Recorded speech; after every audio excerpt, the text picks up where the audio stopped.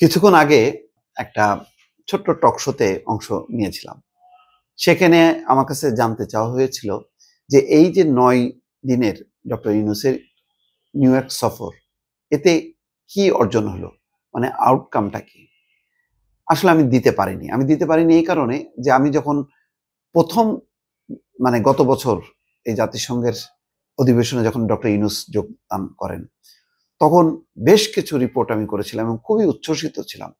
আমি বলেছিলাম এটাই মডেল হোক। যদিও শেষ পর্যন্ত আমি মনে করেছিলাম ১৫-২০ জনের, পরে দেখলাম যে ৫৭ জনের এটা সফর। কিন্তু ওটার থেকেও গুরুত্বপূর্ণ ছিল ওই সময় আমেরিকাকে পাশে পাওয়া।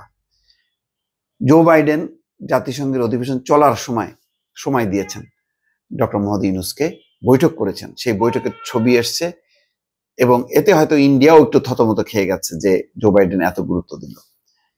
কিন্তু সেটার তুলনায় এবার কি হলো? এবার কি আমাদের আমেরিকার প্রয়োজনটা শেষ হয়ে গেল? ওখানে কি গেলাম শুধু জাতিসংঘের অধিবেশনে একটা ভাষণ দিলাম, রোহিঙ্গা বিষয়ক একটা সম্মেলন করলাম, কি আউটকাম, কি সিদ্ধান্ত হলো? কিচ্ছু না। দরকার ছিল আমেরিকাকে কাছে টানা। কারণ বাংলাদেশের পাশে ভারত ওত পেতে আছে।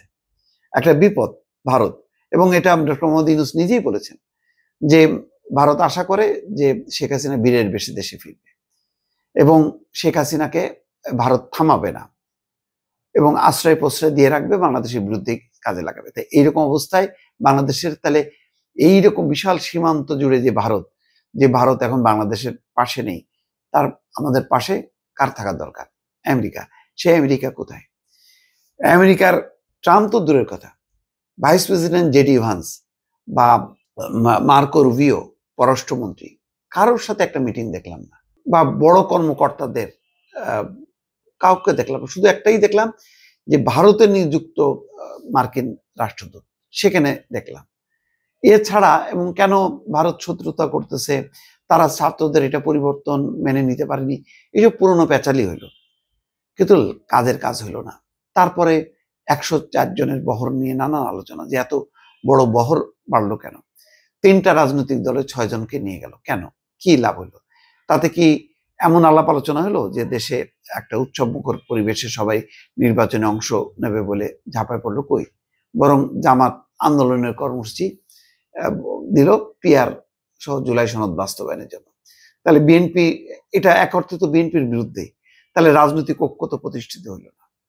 তাহলে আউটকামটা কি? তারপরে যেভাবে হেনস্থা হলো মির্জা ফখরুলরা সহ, তারপরে জাতিসংঘ অধিবেশন চলার সময় যেভাবে আওয়ামী লীগ, বিএনপি, জামাত মিলে মারামারি হলো, মানে খুব একটা এমন একটা কি মানে আদর্শ স্থাপন হলো, এমন কি একটা ঘটনা স্থাপিত হলো এই ৯ দিনের সফরে, যেটা নিয়ে আমরা বলতে পারবো পরবর্তী সরকারকে যে ইউনূসের এটা ফলো করো?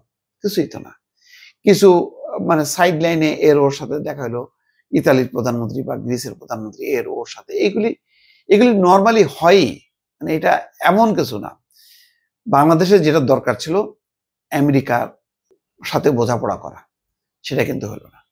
তারপরে দেখেন যে সাক্ষাৎকার দিল, সেই সাক্ষাৎকার খুব বিতর্কিত। মানে আওয়ামী লীগের কার্যক্রম আছে কি নেই, একবার মনে হচ্ছে যে হ্যাঁ আওয়ামী লীগ রাজনীতি করতে পারবে, আরেকবার বলতেছে রাজনীতি করতে পারবে না, নির্বাচন করতে পারবে না, আবার বলতেছে তারা ভোট করতে পারবে। মানে খুব এলোমেলো, মানে একজ্যাক্ট যে জিস্ট যেটা, সেটা কিন্তু পাওয়া গেল না। তাহলে এই ৯ দিনের এই সফরটা, এটা কি অশ্বডিম্ব না সেটাও বলা যাবে না। অর্জনটা কি? মানে আমি এটা খুঁজে বের করার চেষ্টা করতেছি। তো আমার এই মানে স্পিচটার অর্থ হলো যে যারা এটা শুনলেন আমার এতক্ষণ, আমি এক ধরনের হতাশাই হয়তো ব্যক্ত করলাম। অর্জনটা কি হলো এটা একটু আপনারা একটু মন্তব্য করেন। আর যদি অর্জন না হয় থাকে, ব্যর্থতাটা কি? আমি যে পয়েন্টগুলি বললাম, এর বাইরেও কি কিছু আছে কিনা একটু অনুগ্রহ করে আপনারা একটু মতামত দেবেন। ভালো থাকবেন। আল্লাহ হাফেজ।